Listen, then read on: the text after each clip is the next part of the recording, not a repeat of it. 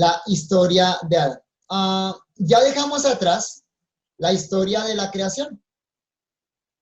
La historia de la creación, es decir, del planeta, terminó con la narración del séptimo día. Ahora, a partir de este punto, capítulo 2, versículo 4, comienza la historia de Adán, es decir, de la humanidad.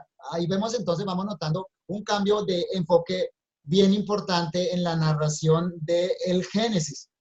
En la Biblia hebrea, esta sección está ligada a la anterior y va hasta Génesis capítulo 6, versículo 8. Es una sola sección en la Biblia hebrea. ¿Por qué? Porque la Biblia hebrea divide esta historia en historia prediluviana e historia postdiluviana. Esa es la perspectiva como entonces los judíos van leyendo el Génesis.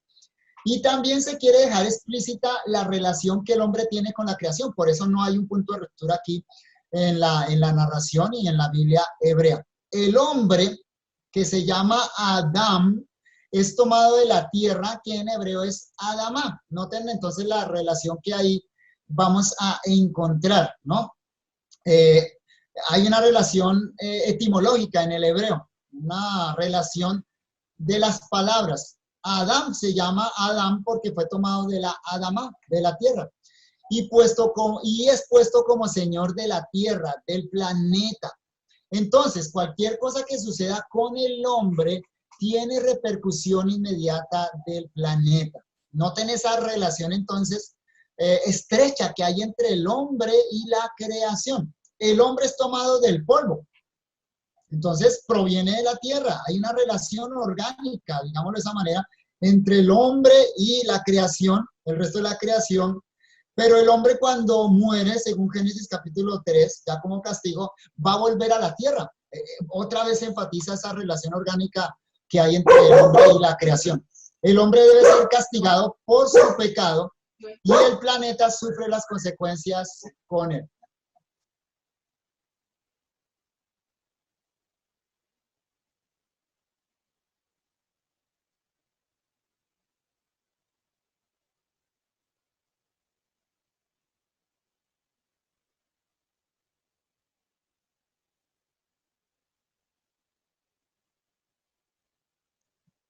Gracias, Roberto.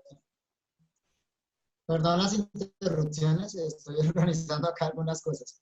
Bien, entonces, noten la relación orgánica que hay entre el hombre y el resto de la creación. Los judíos han dejado unida toda esta sección hasta el capítulo 6, mostrando que el hombre es tomado del polvo de la tierra, pero también cuando el hombre peca, las consecuencias del pecado del hombre caen sobre la creación, tal y como Pablo lo explica en Romanos capítulo 8, versículo 20. La creación fue sujeta a vanidad por la voluntad de Dios, pero por causa del pecado del hombre. Bien, entonces esta gran sección que abarca desde el capítulo 1 hasta el capítulo 6 en la Biblia hebrea, la hemos dividido en 3 secciones. La primera que ya estudiamos es la historia de la creación, capítulo 1, versículo 1 hasta el 2:4. La segunda que ahora emprendemos es la historia de Adán, y por eso hicimos esta lectura larga, desde 2:4 hasta el final del capítulo 4. ¿Qué es lo común en esta narración que acabamos de leer? Lo común es que es la historia de Adán. Ya entonces Moisés se enfoca particularmente en Adán, y la historia de Adán llega hasta sus descendientes inmediatos, que son Caín, Abel y Set. Por eso, repito, mantenemos esta unidad. La tercera gran sección, que luego vamos a estudiar, si Dios permite llegaríamos hasta allá, es la historia de la humanidad. O sea, ya la historia de los descendientes de Adán, que abarca desde el capítulo 5 hasta el capítulo 11 del Génesis. Pero para un buen manejo, para poder tomar esas secciones y trabajarlas bien, las dividimos entonces en prediluviana y postdiluviana. Entonces, la sección que ahora consideramos la vamos a dividir de la siguiente manera. Observen la diapositiva. Vamos a dividirla en 3 partes. Esta lectura que acabamos de hacer, vamos a estudiarla bajo 3 divisiones, siguiendo el orden de la lectura ritual judía, con una pequeña modificación. ¿Cuál es la pequeña modificación? Dividimos en 3:1. La Biblia hebrea no divide en 3:1, hace una lectura corrida desde 2:4 hasta el capítulo 3 hacia la mitad, ¿sí? Nosotros la dividimos y luego voy a explicar por qué lo dividimos allá. Todo esto son más bien recursos, o estas divisiones son recursos para poder trabajar bien las secciones. Si tomamos secciones muy largas del Génesis, se va a dificultar más el trabajo exegético, ¿no? Entonces, ¿cómo lo dividimos? Primero, la historia de la creación de Adán, capítulo 2, versículo 4 al 25. Y por ahí vamos a comenzar. Segundo, la historia del origen del pecado, 3:1 al 21. Ahí hicimos una división que no aparece en el texto hebreo. ¿Pero por qué? Para trabajar la entrada al pecado, el origen del pecado, trabajarlo de una manera independiente, exegéticamente, ¿no? Y tercero, la historia de Adán y sus hijos fuera del Edén, que va desde el 3:22 hasta el 4:26. Entonces, vamos a ir a nuestra primera división, la historia de la creación de Adán, capítulo 2, versículo 4 hasta el 25. Aquí comienza la lectura del cuarto sábado del año en la sinagoga judía. De manera que esta sección en la Biblia hebrea comienza con un pequeño titulito que dice Reví, que significa cuarto. Es la cuarta sección en orden sucesivo los sábados del año. Este es el cuarto Shabbat del año. Van a leer en la sinagoga esta sección. Vayamos entonces a esta sección que comienza con el capítulo 4, la primera parte, que dice, estos son los orígenes de los cielos y de la tierra cuando fueron creados. Repito, vamos a tomar primero esta sección. ¿Sí? Aquí vamos a hacer una división del versículo 4. ¿Sí? Vamos a hacer una división del versículo 4. Noten ahí en la diapositiva cómo está en la parte de arriba. Estos son los orígenes de los cielos y de la tierra cuando fueron creados. Moisés abre esta nueva sección con el Toledot. Noten la palabra orígenes. La palabra orígenes ahí en el español es la palabra hebrea Toledot.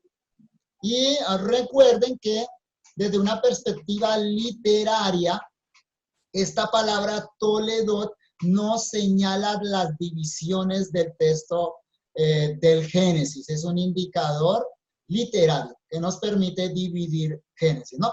Y aquí encontramos la primera mención, la primera aparición de esta palabra Toledot.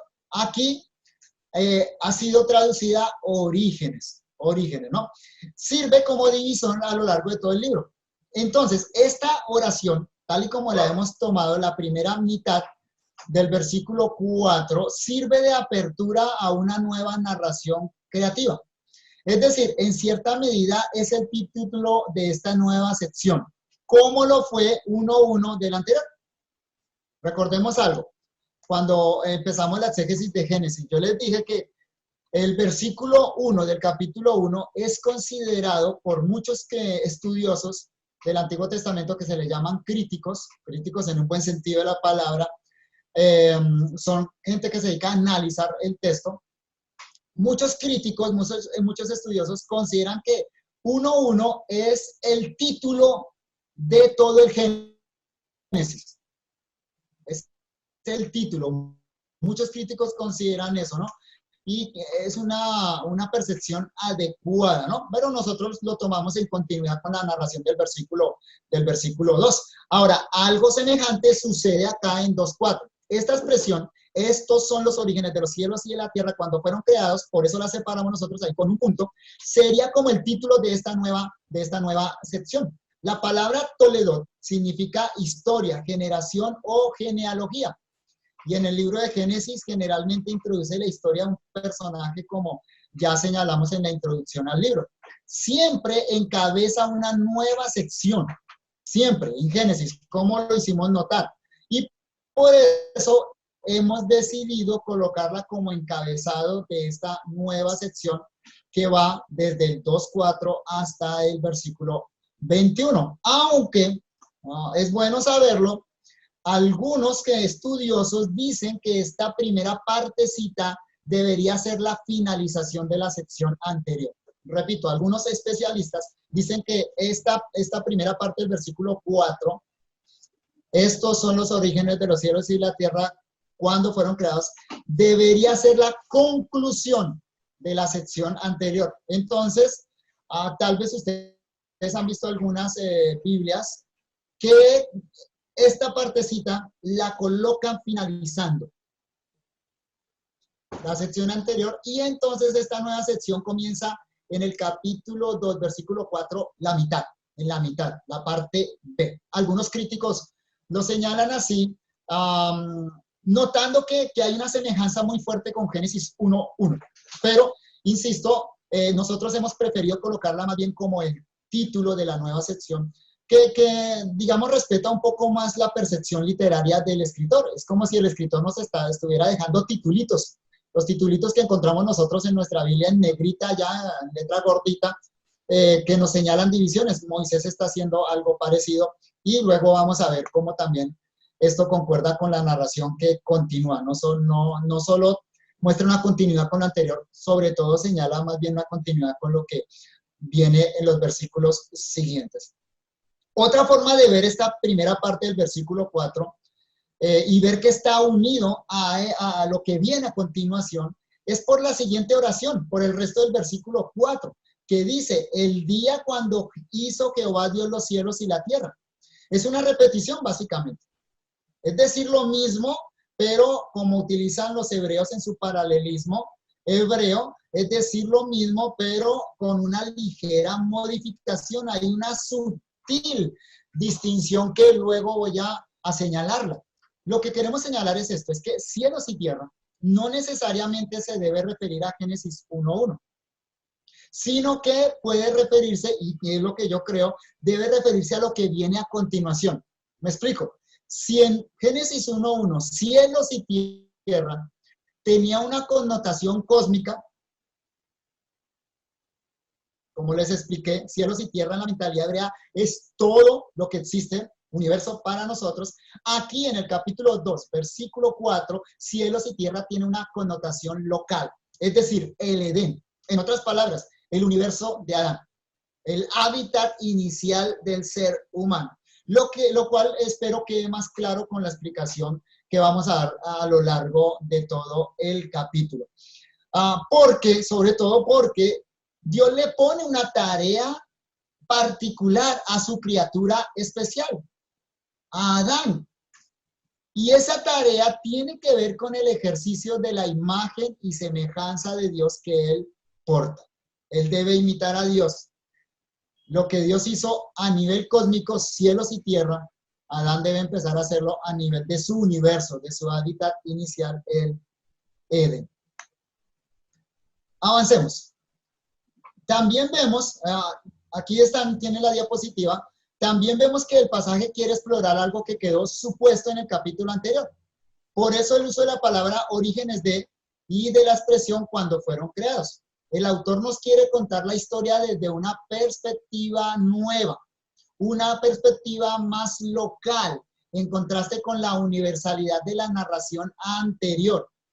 Es decir, ahora la narración es más personal, en contraste con el lenguaje de totalidad expresado en el capítulo 1. Es una narración más específica, en contraste con la narración general de Génesis capítulo 1. Por lo tanto, no estamos frente a una repetición superflua o a un supuesto relato de otro narrador o de un nuevo documento que usa un nombre divino diferente, como ha dicho la crítica documentaria. En la introducción a Génesis les mencioné de paso la teoría documentaria. Esa teoría que han desarrollado los críticos bíblicos en los últimos 2 siglos, diciendo que Génesis no es un producto unificado literario, no es de un solo autor, sino que fue producto de la evolución religiosa de Israel y que entonces está compuesto de diferentes documentos. Bueno, los críticos bíblicos que tienen ese pensamiento dicen que aquí lo que encontramos en 2.4 es otro documento, que Génesis capítulo 1 hasta el 2.3 sería parte del documento eloísta, y por eso el uso del nombre Elohim.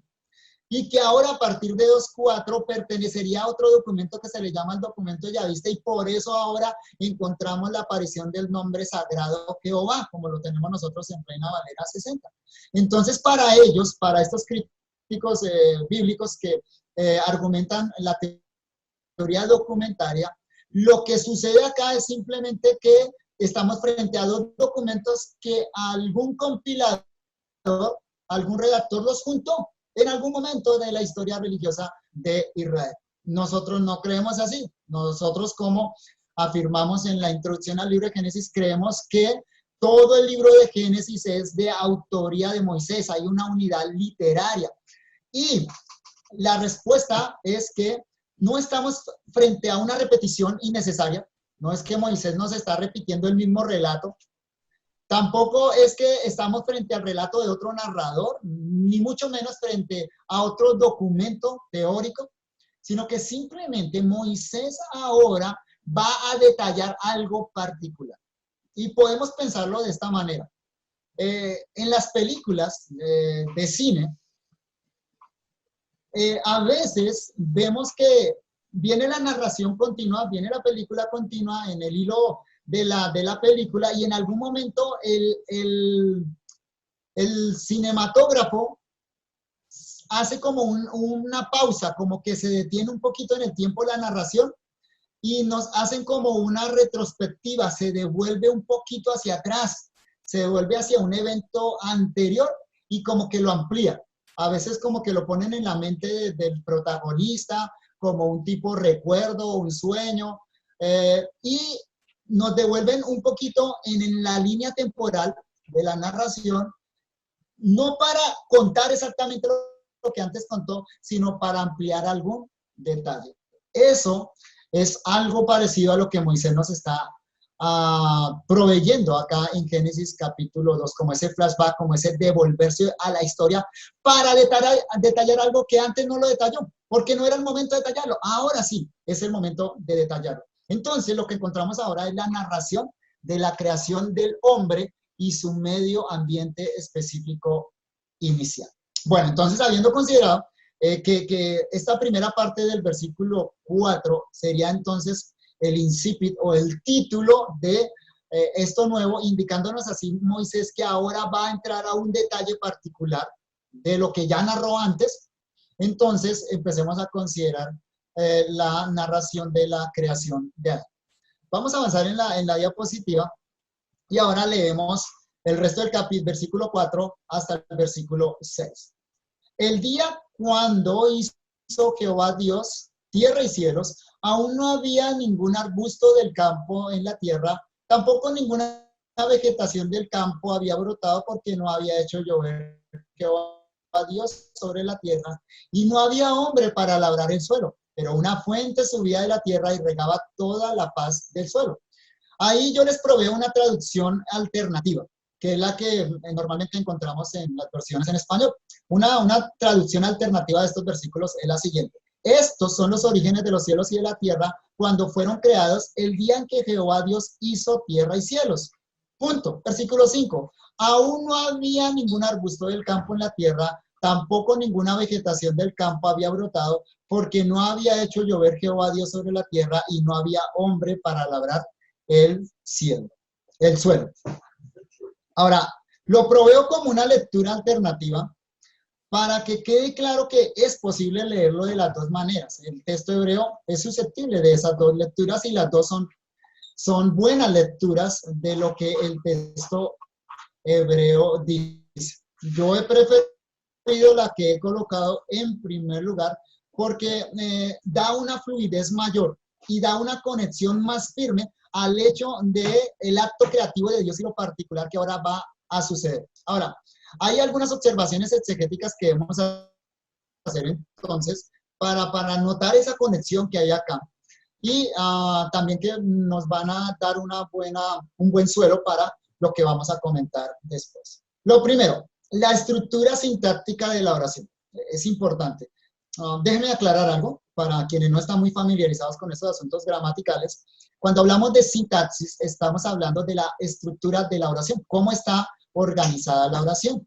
Recuerde que la oración en cualquier idioma, la oración gramatical, tiene unos elementos básicos que son el sujeto y el predicado. Y tiene unos elementos complementarios que son los modificadores del sujeto y los modificadores del predicado. Entonces, aquí hay algo interesante cuando observamos la estructura de esta oración inicial y la comparamos con Génesis capítulo 1, versículo 1. En español, noten.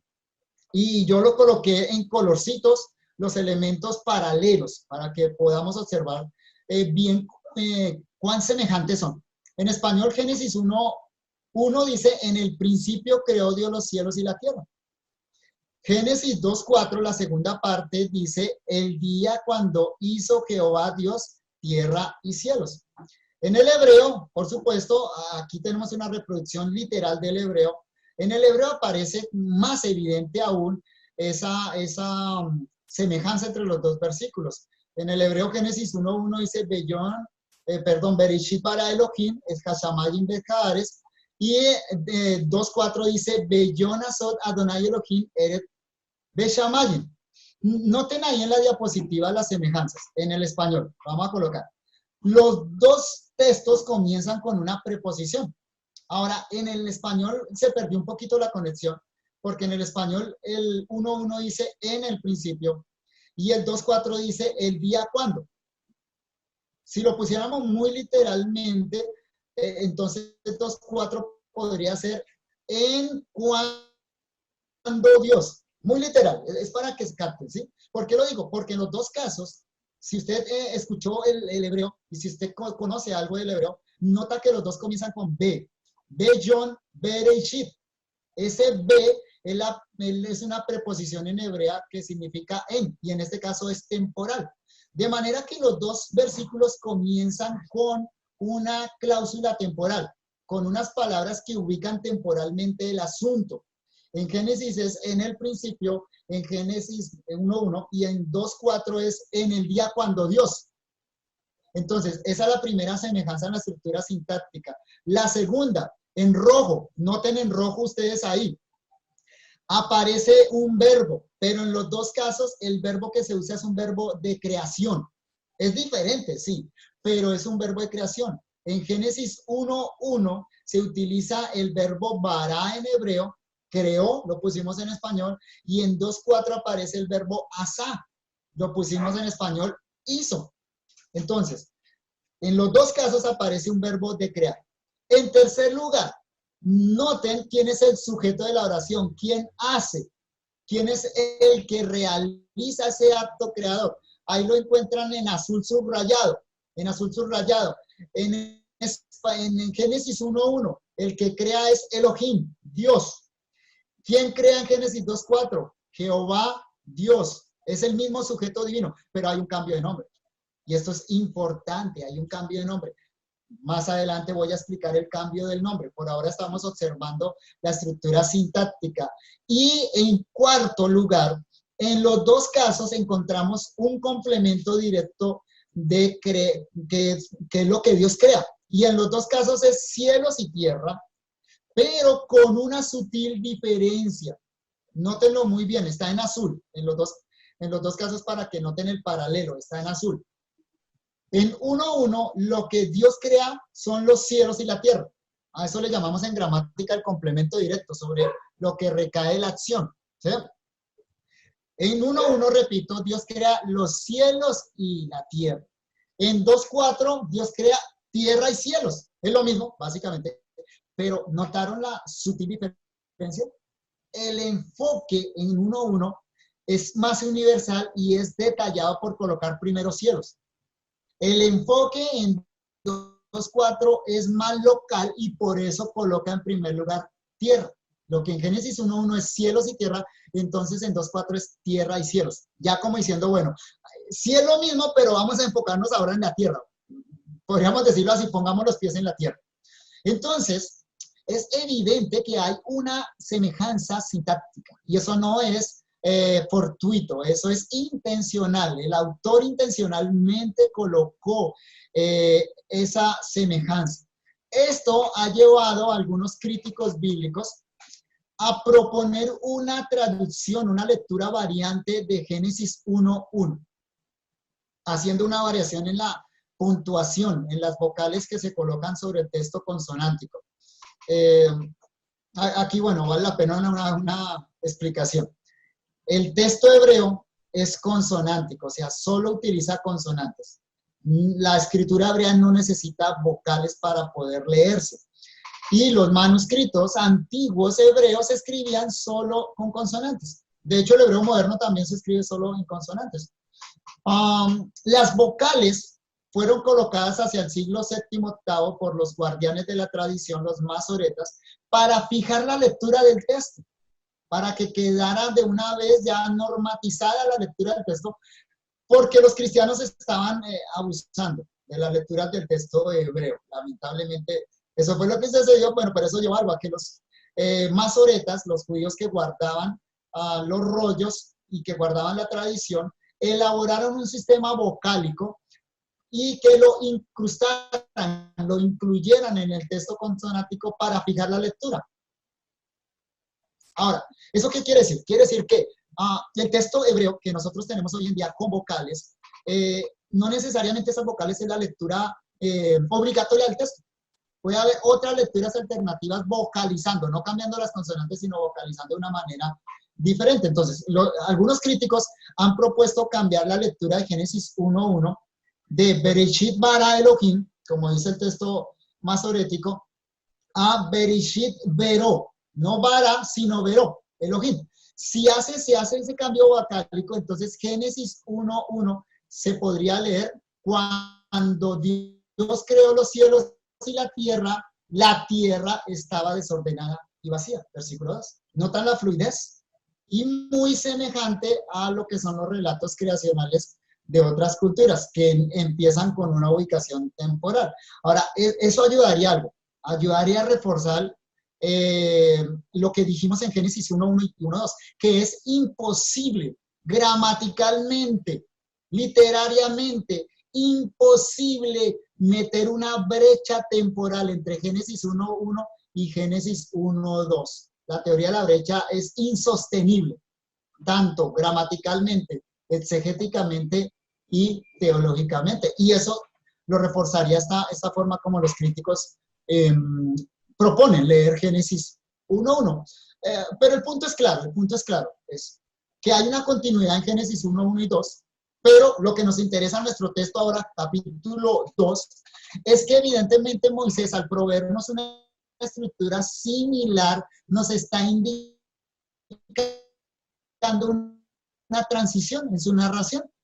Ahora, esta estructura la vamos a encontrar en otro texto de Génesis, es capítulo 5, versículo 1. Y solo lo menciono cuando lleguemos, si Dios nos permite llegar a 5:1, voy a explicar la estructura sintáctica allá. ¿Sí?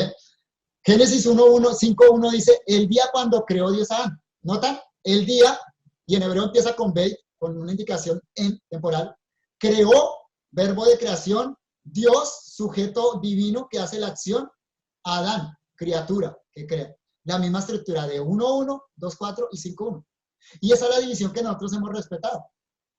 1:1, luego saltamos a 2:4 y la próxima gran división es capítulo 5, versículo 1. ¿Notan cómo entonces Moisés nos dejó pistas literarias? Claro, es necesario el conocimiento del hebreo, hermanos, y yo no quiero cansarlos con estas cosas del hebreo, no quiero desincentivarlos, no quiero que de pronto algunos se sientan en este momento perdidos, no entiendo de qué me está hablando el pastor Javier. Lo que quiero con esto es incentivarlos a un estudio más profundo de las Sagradas Escrituras y quizá, en la medida de sus capacidades, que puedan aprender algo de los idiomas originales. Noten la riqueza que hay al poder leer la Escritura en esos idiomas originales.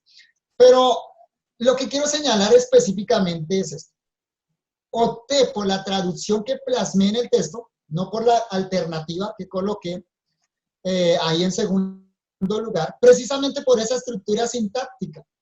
Tomamos entonces la primera cláusula del capítulo 2, versículo 4, como circunstancia de tiempo del verbo. ¿Sí? Y juntado con el resto del versículo 4, entonces ahora aparece otro verbo de hacer y lo vamos a juntar con la circunstancia general que está señalando. ¿Cuál es la circunstancia general? Noten ahí en la diapositiva la traducción. El día cuando Jehová, Dios, hizo cielos y tierra. Es decir, Moisés nos está ubicando en el contexto de la creación general. Cuando Dios hizo cielos y tierra, ¿saben qué? Algo particular sucedió. De manera que el marco temporal para Moisés ahora no es el principio, no es cuando no había nada. El marco temporal de Moisés ahora es todo el acto creador de Dios que acaba de narrar. Cuando Dios hizo toda la creación, ahora quiero detallarles algo particular. Aún no había arbusto.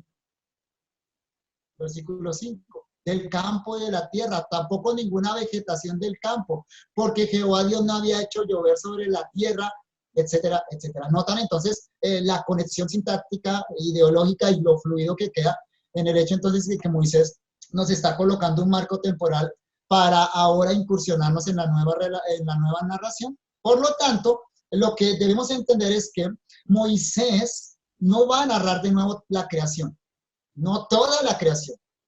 Es una narración diferente a la de capítulo 1, pero está conectada con esa narración porque Moisés se va a ubicar en un punto específico de lo que allí se narró, particularmente el día sexto. El día sexto. Ahora, otra observación gramatical que quiero hacer, que ya se las mencioné, solo quiero puntualizarla, es el cambio sutil de la cláusula 2 con respecto a la cláusula 1.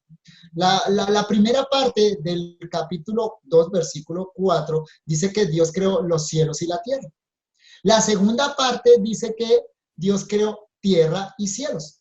Ya se los hice notar. ¿Notaron ese cambio de cielos y tierra? Y luego Moisés voltea los dos sustantivos. Ahora dice tierra y cielo. Eso indica un cambio de enfoque. Ahora toda la atención se pone en la tierra, porque es el hábitat del ser humano. Por eso, lo primero que el escritor hace es dar una descripción de la tierra, versículos 5 y 6 a continuación.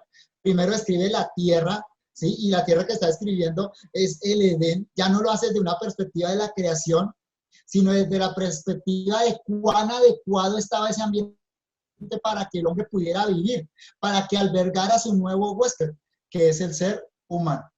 Y una última observación gramatical. Tenemos en el texto dos palabras que se traducen tierra. Y yo traté de traducirlas de manera diferente, pero si usted mira en Reina Valera, las dos palabras a veces se traducen como tierra. Pero son dos palabras hebreas diferentes. La primera de ellas es Eretz y la segunda es Adamá.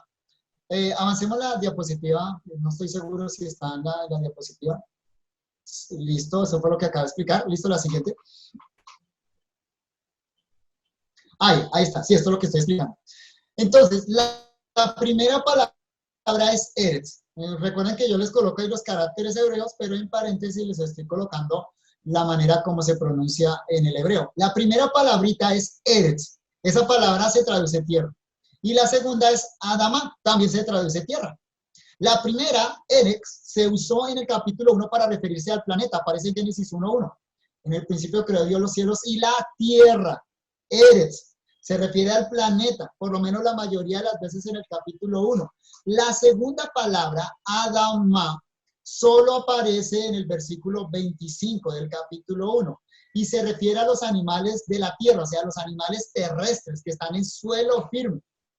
Es claro entonces que el autor le da usos específicos, porque con Eretz, Moisés se refiere al planeta. En este caso específico, ya del capítulo 2, el hábitat del ser humano. ¿Sí? Como cuando nosotros decimos, el ser humano habita la tierra.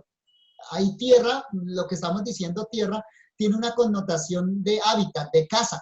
La tierra es la casa del hombre. Esa es la idea entonces con la palabra Eretz, el hábitat del ser humano. Podríamos decir algo así muy paisa, su terruño. Paisa digo yo acá en Colombia, ¿no? Acabo de caer en cuenta que me están escuchando en Bolivia. Acá hay una región en Colombia que se llama la región Paisa, donde vivo ahora. Armenia es parte de esa región. Y la palabra terruño, cuando uno dice su terruño, lo que está diciendo es mi pedazo de tierra, la tierra que es mía, mi tierrita. Eso es lo que significa la palabra Eretz entonces en la mentalidad de Génesis capítulo 1 y capítulo 2. Por otro lado, con Adama, con la palabra Adama, Moisés se refiere al suelo o la tierra que nosotros pisamos y tal vez al polvo en algunas ocasiones.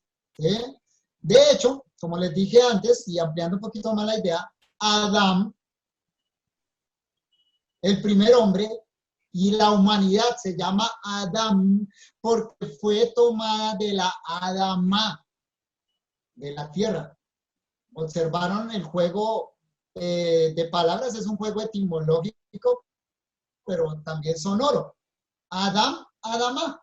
Él se llama Adán porque fue tomado de la Adama. ¿Y de dónde fue que Dios tomó al hombre? ¿De dónde lo formó? Del polvo de la tierra, del suelo. Tomó polvo de la tierra y de ese polvo forma la parte física del ser humano, ¿no?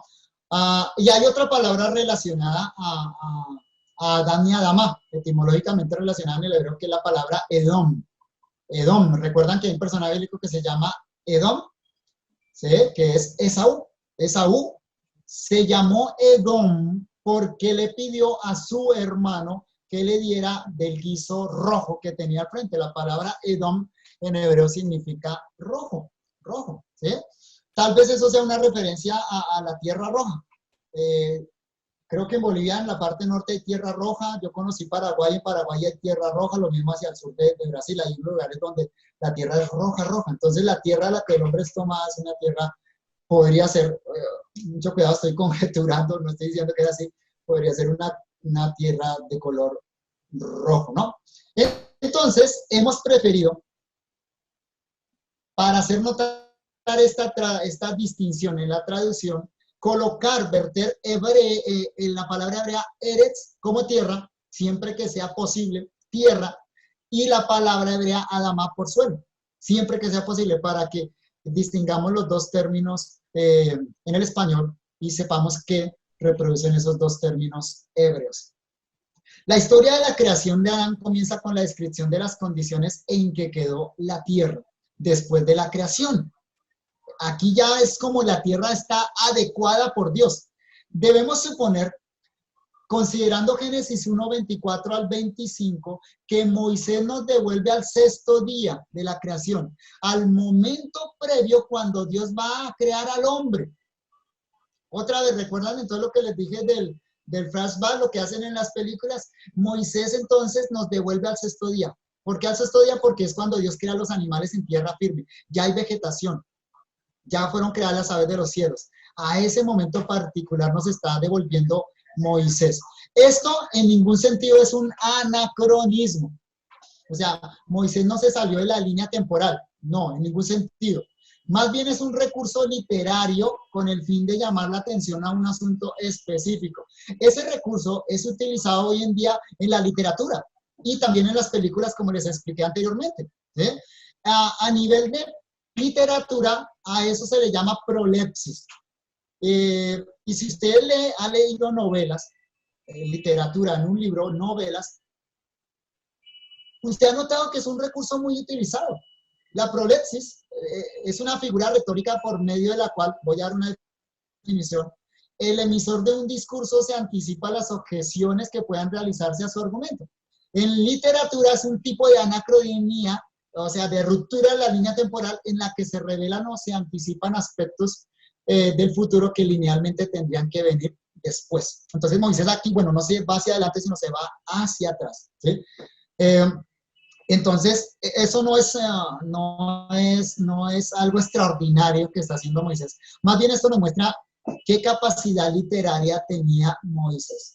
Recuerden, hermanos, que Moisés fue preparado en toda la ciencia de los egipcios, la mejor academia de ese entonces. Los egipcios estaban muy avanzados en los estudios literarios, matemáticos, astronómicos.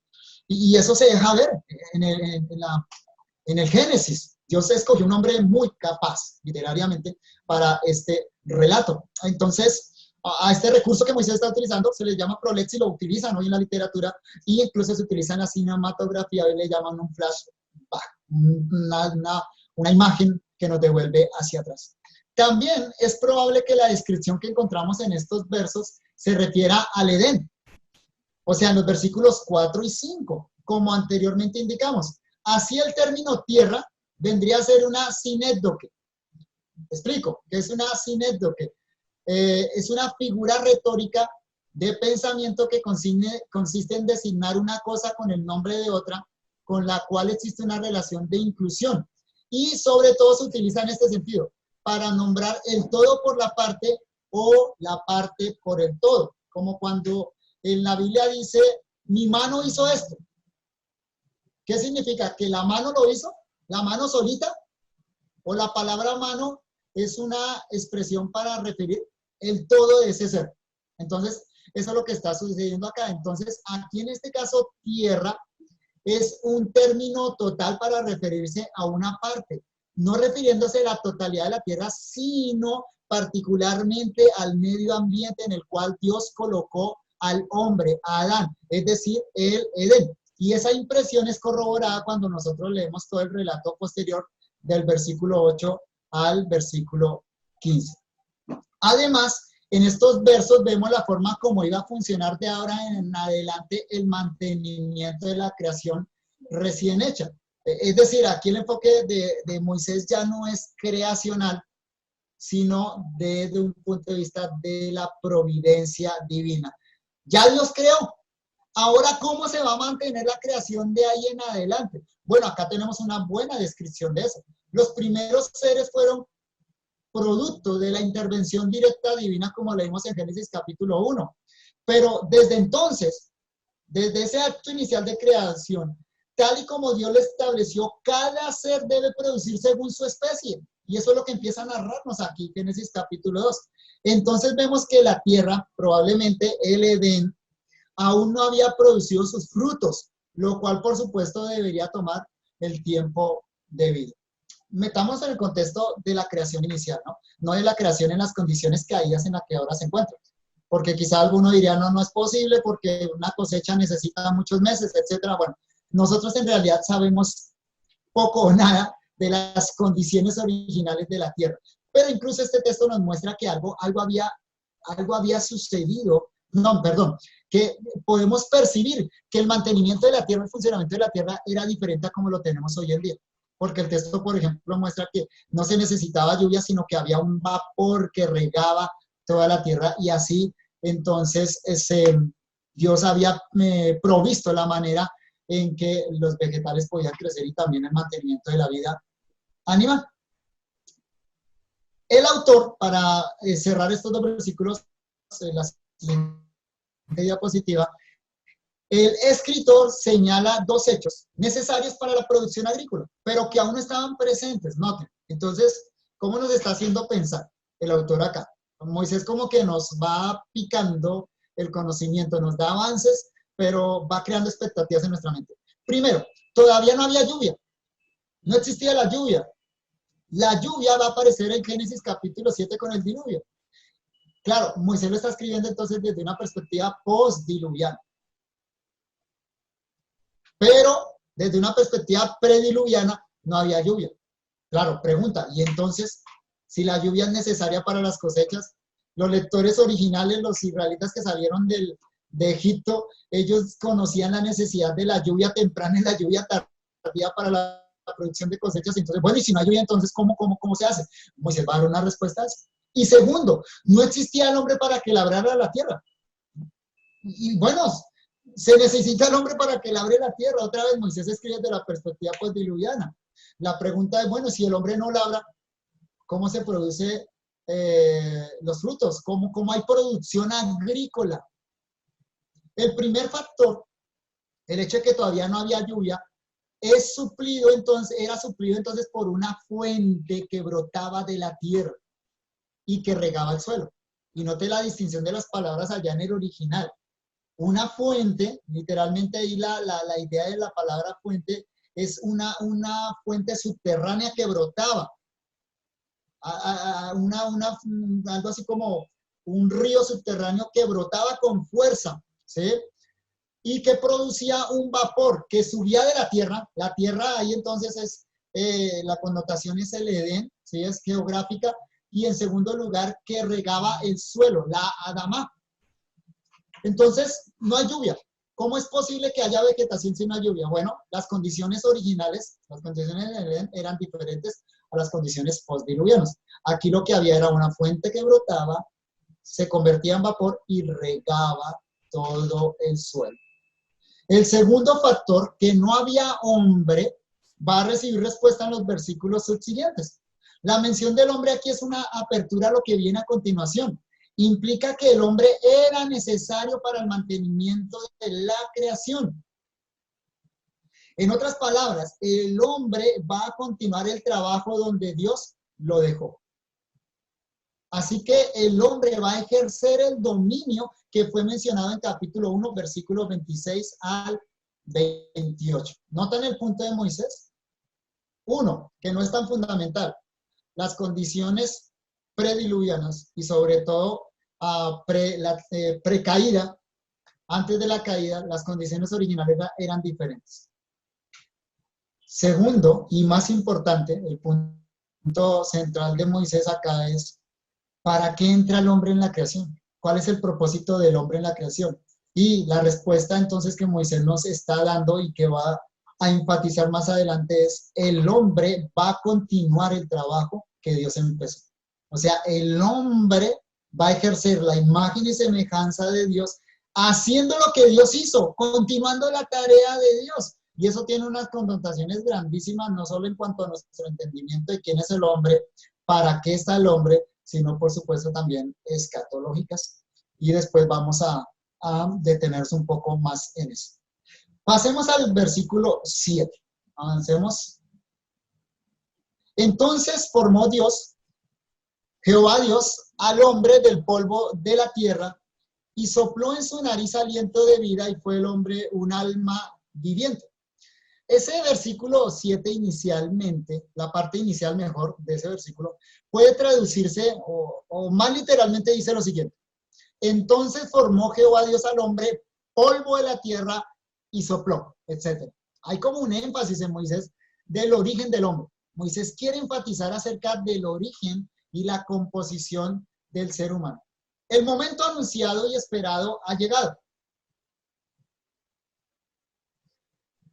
El autor ha preparado al lector para la entrada del hombre en la creación y ahora por fin lo va a descubrir.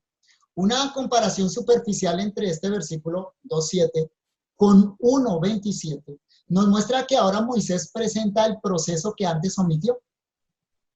Recuerden, en 1.26-27 simplemente dice Dios, hagamos al hombre a imagen y semejanza y creó Dios. Ya, no nos dijo nada del proceso. Ahora se va a detener en el proceso. En 1.27 la creación se ve desde la perspectiva general del acto creador. Es Elohim, Dios, el poderoso quien crea. Y se utiliza el verbo bará, que es el verbo más general para creación en el hebreo. Dios crea al hombre junto a todas las cosas.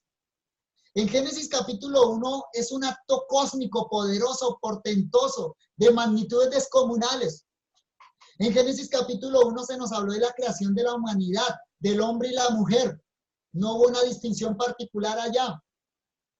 Además, en Génesis capítulo 1, el hombre es presentado en una relación de representación como imagen de Dios, del poderoso Dios en medio de la creación. ¿Qué sucede ahora en 2.7? El capítulo 2, versículo 7. Avanzamos, por favor. La creación ahora es más personal.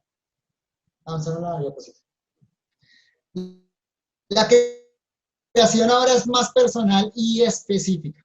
Eso es fácil de entenderlo. En una lectura superficial del texto, es Jehová, Dios. ¿Notan? Ya no es Elohim. Ahora es Adonai Elohim. No es Dios, sino que el nombre de Dios ahora es más específico. De hecho, aparece el nombre personal de Dios. Quien forma al hombre. Antes fue bara, creó, un verbo general en hebreo para crear. Ahora es un verbo particular, yatzar, que significa moldear. Vamos a más adelante a dar una explicación de ese término. Crea al hombre primero, al varón, luego a la mujer, y lo crea soplando en su nariz aliento de vida.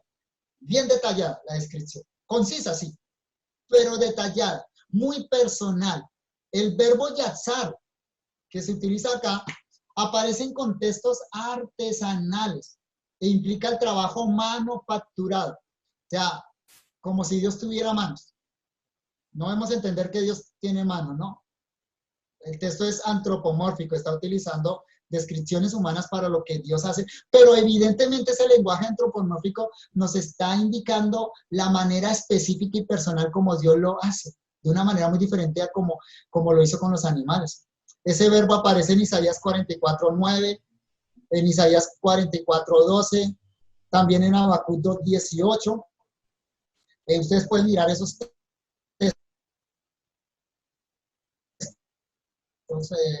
más de esta factura, donde la mano se involucra, es el trabajo de un artesano. Entonces se nos muestra a Dios haciendo un trabajo delicado, moldeando. Y Moisés lo reserva específicamente para la creación del hombre. No lo utilizó para la creación de las otras cosas en el capítulo 1. La mención del polvo de la tierra presenta a Dios entonces como un alfarero, dándole forma al hombre. Y el nombre sagrado, que ahora en este punto apareció en el 2.4 y va a estar repetido el capítulo 2, la mención del nombre sagrado, que se utiliza a partir de 2.4, nos pone en un contexto pactual, porque ese nombre sagrado, Jehová, como aparece en Reina Valera 60, ese nombre sagrado tiene connotaciones siempre pactuales. La Biblia lo utiliza, el Antiguo Testamento lo utiliza cuando Dios incursiona en una relación personal con el hombre, que siempre esa relación personal debe ser mediada por un pacto, como dice la confesión bautista. Dios solo se puede relacionar con el hombre, o mejor, el hombre con Dios, a través de una condescendencia de Dios, porque Dios es creador, el hombre es criatura, y esa condescendencia Dios siempre lo ha expresado por medio de un pacto. Y en Génesis 2 hay todas las descripciones de pacto, aunque no aparezca la palabra, porque Dios es soberano, porque Dios le pone condición a su criatura, le pone promesa, pero también le advierte un castigo.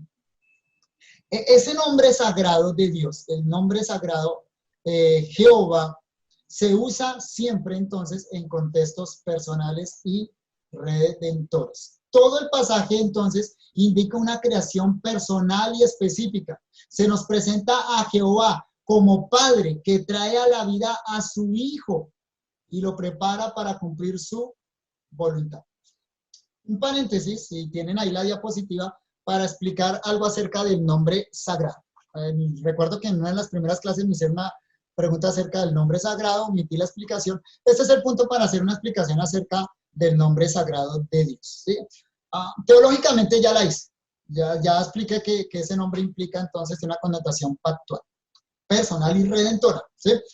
Pero desde un punto de vista de cómo se lee, desde un punto de vista de la transmisión textual, qué es lo que sucede, porque nosotros en nuestras propias Biblias en español encontramos diferencias acerca de este nombre, de cómo ha sido tomado en diferentes versiones, ¿no? Tenemos la Reina Valera 60 y toda la tradición Reina Valera, donde el nombre sagrado fue colocado como Jehová. Tenemos versiones como la Biblia de las Américas, que cuando aparece este nombre sagrado en el texto hebreo, colocaron Señor. Y para distinguirlo de otro nombre divino lo colocan Señor con letras mayúsculas sostenidas, todo en mayúsculas, la primera más grande. Eso se le llama versalitas.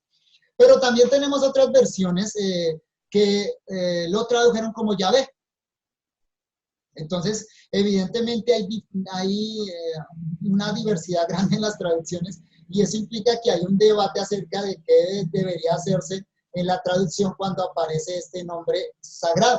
Y en otras ocasiones hay algunas versiones que simplemente lo transliteran, como yo lo hice. Ustedes van a notar que yo lo transliteré. Transliterarlo es colocar las letras hebreas tal y como se leen, solo las consonantes, sin vocales, para que sepamos que cuando se encuentran esas cuatro letricas, cuando yo coloco en el texto YHWH, ese es el tetragramatón sagrado. Lo coloco así, siguiendo la tradición judía, ¿sí? El punto es el siguiente. A estas cuatro letras se les ha llamado el tetragramatón sagrado. Tetra significa cuatro en griego, gramaton letra. Entonces, tetragramatón es una expresión griega que significa las cuatro letras sagradas, porque se refiere al nombre sagrado de Dios. ¿sí? Ahora, los judíos entendieron el tercer mandamiento, el no tomarás el nombre de Jehová tu Dios en vano, lo tomaron muy en serio, muy en serio. Evidentemente, de acuerdo a lo que dice el tercer mandamiento, el nombre sagrado de Dios es Jehová. Hay otros nombres de Dios en el Antiguo Testamento. Hay otros dos nombres primarios que son Elohim, que lo encontramos ya en el capítulo 1, que es un nombre que connota grandeza, proviene de una raíz hebrea que significa fuerte. Y otro nombre primario de Dios es Adonai, que significa Señor y señala autoridad, señala gobierno, señala señorío. Esos son los tres nombres principales de Dios en el hebreo. Pero evidentemente el Antiguo Testamento le da una connotación especial a este Jehová, sobre todo si usted lee Éxodo capítulo 3, Éxodo capítulo 6 y Éxodo capítulo 20, ahí se explica la connotación particular, lo sagrado que es este nombre. Es como para que nosotros lo entendamos. Este nombre es el nombre personal de Dios, es el nombre, permítame la expresión, es el nombre que aparecería en la cédula. Ese es el nombre personal. Los otros títulos, Elohim, en el texto hebreo, se utiliza para dioses en sentido plural, para dioses paganos. El otro nombre, Adonai, así particularmente como aparece Adonai, solo se utiliza para Dios, pero algunas otras variantes como Adoní se utiliza para señores humanos o incluso para algunos dioses. Pero este Jehová, de las 6.873 veces, creo que es, tal vez me falló la memoria, 6.800 algo veces que aparece en el texto hebreo, siempre, absolutamente siempre, se refiere al Dios verdadero. Por lo tanto, es el nombre personal. En ese sentido, los judíos lo tomaron muy en serio este nombre y le aplicaron de manera estricta el tercer mandamiento. Entonces, cuando los judíos encuentran estas 4 letras en su texto hebreo, no lo leen. No lo leen. No se sabe realmente cuándo sucedió esto en la historia. Lo que se sabe por la tradición judía es que este nombre en algún momento de la historia de Israel en el Antiguo Testamento, o tal vez en el periodo intertestamental, este nombre dejó de pronunciarse y solo lo pronunciaba el sumo sacerdote cada día de la expiación. Y solo él sabía cómo se pronunciaba. Cuando el sumo sacerdote estaba a punto de morir, entonces le pasaba la pronunciación a su heredero, al siguiente sumo sacerdote. Eso es lo que dice la tradición judía, ¿no? Posteriormente a la destrucción de Jerusalén, la destrucción del templo, la caída del judaísmo, el destierro de los judíos por parte de los romanos de su tierra, se perdió esa tradición. No se sabe si los judíos la preservaron, no sabemos realmente, ¿sí? Entonces, nadie sabe a ciencia cierta cómo se pronunciaba. Ha habido algunas conjeturas antiguas basadas en manuscritos cristianos de los primeros siglos, donde aparece vocalizado. Y algunos que entonces estudiosos han tomado esa pronunciación de allá, la famosa pronunciación Yahvé. Aparece, por ejemplo, así en la Tzapla de Orígenes, ¿sí? Pero en realidad no lo saben, no sabemos cómo se pronuncia. Ahora, lo que sucedió fue que los judíos dejaron de pronunciarlo. Cuando los masoretas, los guardianes de la tradición judía, le colocaron vocales al texto hebreo, hicieron algo particular con el nombre sagrado, con las 4 letras sagradas. Cuando aparecen las 4 letras sagradas, ellos le colocaron debajo las vocales del nombre Adonai. Ustedes lo tienen ahí en la diapositiva, ¿sí? Adonai. Eso en hebreo, en la tradición masorética, se le llama un kereb eloketif. Kereb eloketif significa está escrito pero debe leerse. O sea, aunque ves estas consonantes, no las leas, lee más bien tal cosa, ¿sí? Ahora, como este nombre aparece más de 6.800 veces en el texto hebreo, no podían colocar esa anotación al margen. Esas anotaciones la ponían al margen, en lo que se le llama la masora magna y parva. Le colocaban un circulito encima, circerilus se llama, y al margen colocaban lo que debía leerse. Entonces, cualquier lector judío sabe eso. Abres tu Antiguo Testamento hebreo, ves las 4 letras sagradas, aparece un circelillo ahí, un circulito, inmediatamente tus ojos se van al margen y entonces no lee lo que está acá, sino lo que se propone al margen. ¿Qué es lo que se propone leer al margen? que se lea es Adonai, el otro nombre de Dios, pero que no se lean las letras sagradas. Pero como aparece tantas veces, ellos no lo señalaron al margen. Eso le llaman los judíos un querer perpetuo, o sea, ya lo sabe, el lector judío tiene que saberlo, entonces no lo pusieron al margen las 6.800 y tantas veces, no lo pusieron al margen, ¿no? Cuando un judío lee su Antiguo Testamento, encuentra estas 4 letras, dice Adonai, Adonai, y en ocasiones yo voy a pronunciarlo así cuando estemos leyendo, cuando vea las 4 letras voy a decir Adonai, la mayoría de las veces voy a tratar de decir Jehová. ¿Qué pasó con Reina Valera? Reina Valera combinó las consonantes del nombre sagrado con las vocales de Adonai, de ahí sale Jehová. Jehová. ¿Por qué lo hizo Reina Valera así? No sabemos, él no da una explicación hasta donde yo sé. Él sabía hebreo, conocedor del hebreo.